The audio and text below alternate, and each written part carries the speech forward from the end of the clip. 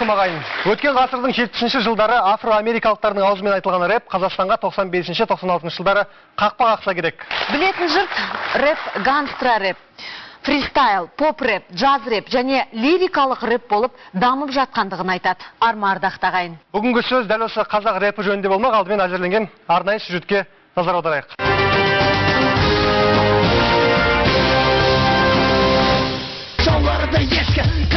Жаңа жан шаңына бір топыр әрбірінің жетесінде ойдалатып шайтан болса жеңісменен аяқтады қаңғырып құмарын.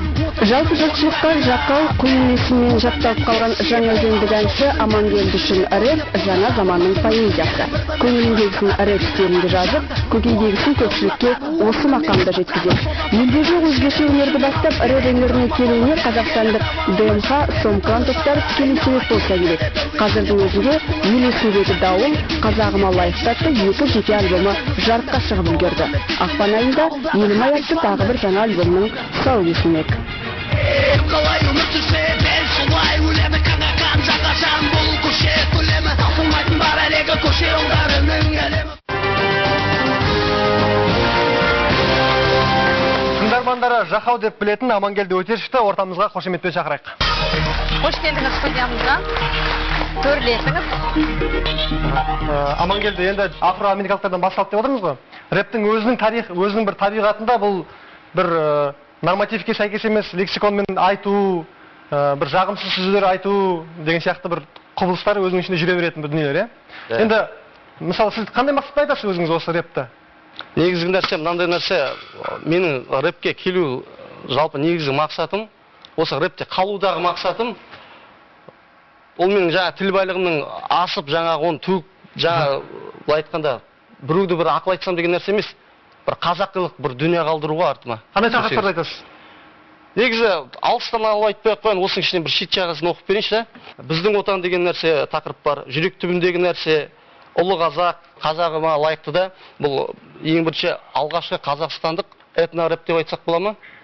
Жаңа қазақтың күй аспаптары бар ғой, домбырамыз бар, қыл-қобызымыз бар, соны жақсы ниетке пайдаланып, көше ырғағына біріктіріп, осы альбомды жарыққа шығардық. Сіздің өзіңіздің айта бастағаныңызға қанша уақыт болды қазір?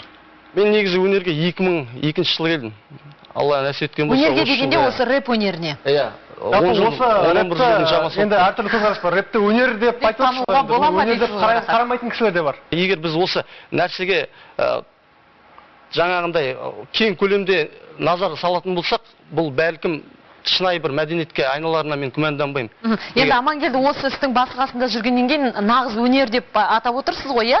Есіміңіз Амангелді, бірақ сізді ел құйын деп таниды екен алғашқы жылдары, иә, солай таныды. Сол өзеннің климаттық жағдайынан басталған. Маңғыстау өңірінің құйыны болып жүрдіңіз ғой сонда, иә, жастардың арасында. Басталған нәрсе. Содан уақыт өте келе 2006-та болу керек, қателеспесем. Жаңағындай, енді шынын айту керек, негізі басында кішкене тентектіктер болды. Себебі жаңа қой дейтін қожа, әй дейтін әже жоқ қой. Содан аяқ қолымызды, жағамызды жөндеп, кішкене ой түзегеннен кейін жаңа жақау деген есімді өзімнің жеке бір ұстаным қылып алғанмын. Бәрекелді. Енді батыс өңіріндегі жақау десе, елдің бәрі тік тұратын көрінеді. Біз де тыңдайық сіздің өнеріңізді тамашалайық. Келіңіз ортаға. Елбасына күн туғанда батырлар атқа қонады, билікпен маншап, билеме соларды. Қаншама халық тоналды, мұралар жоғалды. Олар өзіне арқалады, халыққа түскен обалды. Жеңбесе де ажалды, қайсарлы болған қажарлы, жүректерінде иман, жүздері ажарлы. Өзара жұмсақ, ал жауға қарап тастай, санның жау опат болған, отпаннан әрі ашпай. Құлшынған жастай, билікке емес батырлыққа, бойларынан табылатын, ақындықта, батылдықта, жол бермес қатындыққа, сөз таситын, жекпе-жекте қылышқа қатық болған қанша сыйтын, жоғалтпаған бірін-бірі батыр дейтін, көздеріне жаулары көрінетін болып қиқым, аз болса да өздері жолатпай елге өзгені, ел үшін құрбан болған батырлар кіші жүздегі. Бәрекелді. Көп рахмет. Жайғасыз Амангелді. Ұлы жүзбен толғат. Бәрекелді, Амангелдіге қошемет көрсетіп қойыңыздар. Енді жаңа таңдаған шумақ туралы біраз пікір білейікші, иә, сарапшылардан? Алмас мырза. Орамдарына байланысты, Алмас мырза. Мен кеше түнмен отырып бір 30-40 рэп тыңдадым. Ішінде бір көркемді көре алмадым да ешқайсынан. Көбі негізінен боғауыз. Бір-біріне дис деп айтады. Мысалы, жақау Шоқанға қарсы дис дейді. Дис жазады. ол дес деген сөз қарсы сөз айту, жаңағы боқтау, қамалау, езу тұншықтыру, сондайда. Енді тыңдағандарым ішінде есі дұрыс осы Жақаудікі болды. Анау әсіресе жан тазалығы деген. Жаңбырдай жанның тазалығы. Иә. Жанның тазалығы деп ішінде қайырып отырасың ғой. Сол жерлер әдемі. Амангелді, енді жаңа сіз айттыңыз, алғашында тентектіктер болды деген сияқты не айттыңыз. Мына сіздің орындайтын бір рэпіңіздің үзінді оқиын, Қарбыздай қызарады қыздар. Қолымызда бір ту, қыздың бәрі де сұлу. Я, қыз дегенің гүл емес пе, гүл дегенің шөп емес пе, шөп дегенің Қазақстанда да, ауғанда да көп емес пе? Оқи беріңіз ары қарай. Я, қыздар ең бастысы адал болсын, құлақтан теппейтін, артан жүгіртпейтін, қояндай болмаса да бір жылда бір рет бөпелейтін, қыздардың да қызы бар қыздығына қол жетпейтін. Бұл енді алғашқы кез жазылған ән, жаңа рэп шумақтар деп айтамыз ба, әлде кейін де осындай жазылып жатыр? Жоқ, алғашқы шумақтар бұл. Алғашқы қазақ қыздары деген нәрсе.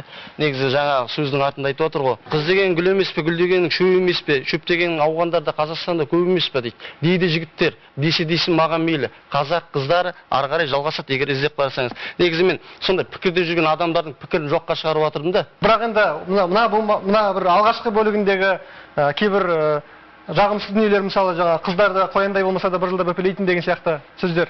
Қояндай болмаса да жылына бір рет бөпелейтін дегенде, оны мен дөрекілік деп қабылдау дұрыс емес шығар. Себебі біздің қазақтың қыздарының жаңағы ұрпақ әкелу мәселесіндегі әңгіме ғой бұл жерде айтылып отқан. Одан кейін ар жағы ше. Егер мен соны жаңағы естігіңіз келіп отырса, біз шынында да әйел адамда негізі бағаланатын нәрсе ғой. Өздеріңіз білесіздер ғой не нәрсе екенін. Солай емес пе? Оны атам қазақта бағалаған ғой. Айтатын сөз бар, айтпайтын сөз бар ғой. Енді Жақау, тағы да бір әңгімеге тұздық болсын, тағы бір бейнематериалға кезек берейік.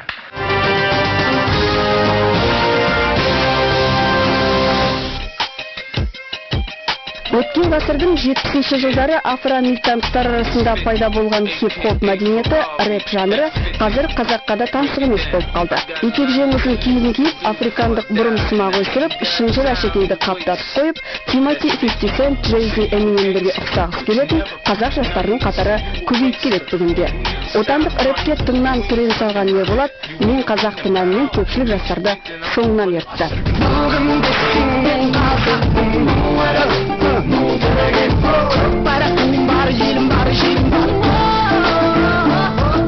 Рэп жанрына қазақша леп қосқысы келетін жастар біздің елде де баршылық. Дегенмен дәстүрлі өнерімізде жоқ, бұл өнер қазақтың табиғатына қаншалықты жақын. Өзінің асылын мойындамай жүрген жастар өзгенің жасығына жармасып жүрген жоқ па? Ендеше студиямызға дәл қазір екінші қонағымызды шақырып алайық. Қарсы алыңыздар. Шалқар радиосының редактор жүргізушісі Жасұлан Наурызбайұлы бүгін біздің студиямызда қонақта. Қош келдіңіз студиямызға, төрлетіңіз. Енді студияда біраз әңгіме болды рэпке байланысты. Енді Жақаудың жаңа орындап кеткен туындысына өзіңіздің пікіріңіз, жеке көзқарасыңыз. Жалпы енді мен өзім әнші ретінде, журналист ретінде өзіме қажетті дүние болсын, қажетсіз дүние болса да, жігіттердің шығарған әндерін бәрін тыңдап жүрем өзім. Мен бұл жігіттердің шығармашылықтарымен жалпы таныспын, тыңдағам. Мен үшін мысалы бұл халыққа тартып етілетін нәрсе болғандықтан, бұның халыққа берері болу керек, қажеті болу керек. Жастарды тәрбиелейтін мәнді мағыналы дүние болу керек.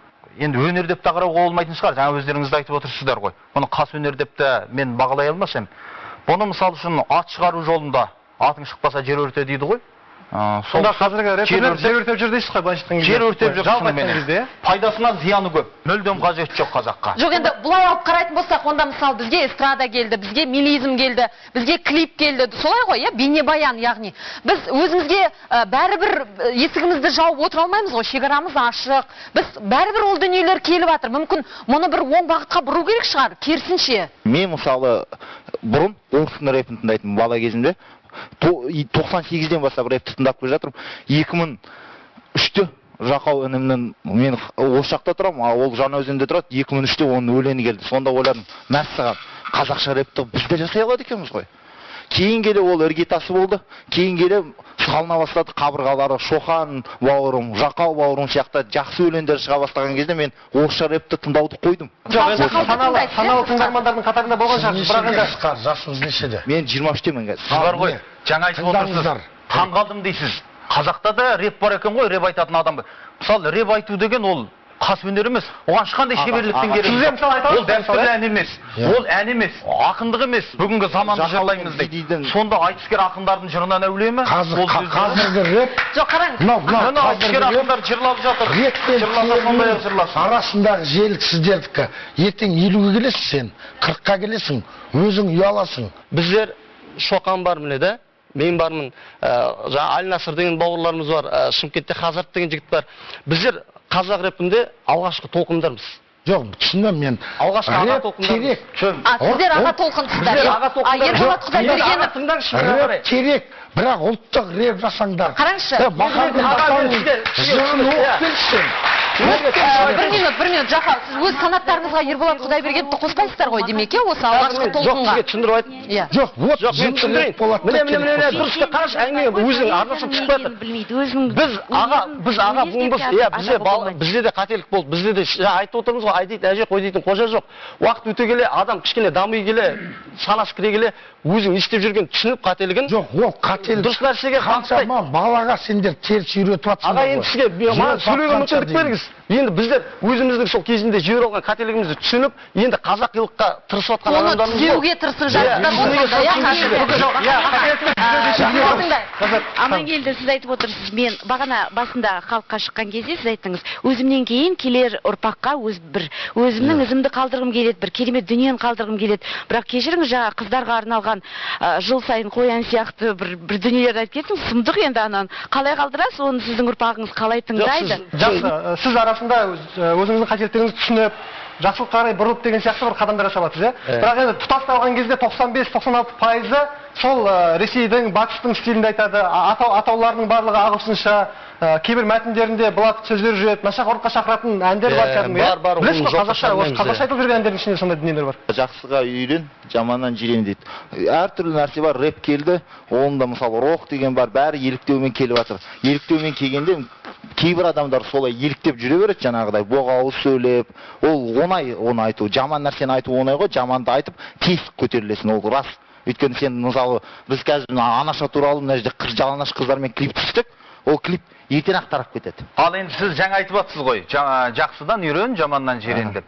Жалпы сіз өзіңіз қандай музыка тыңдайсыз, дәстүрлі өнерді өміріңізде тыңдап көрдіңіз бе? Қайрат Байбосын деген әншіні білесіз бе сіз? Қандай ақынды оқыдың? Мына нәрсеге қарайықшы аға, мән берейікші мынаған. Мысалы дәстүрлі, көрдіңіз ба, жастар білмейді қазір. Дәстүрлі әнді тыңдамайды деп біз ренжиміз. Сол кезіндегі жырауларымыздың айтқан жырларының бәрі жастардың құлағына жетпей жатыр. Енді жастардың арасында рэп сәнді екен, рэпті тыңдайды екен. Неге біз осы екеуін үйлестірмейміз тек қана? Өзінің мінезі болады, әр жырдың өзінің мінезі болады. Оны өзінің мінезімен оқу керек. Болмаса астына әдемі музыка қойып, әдемі дауыспен оқып та жеткізуге болады.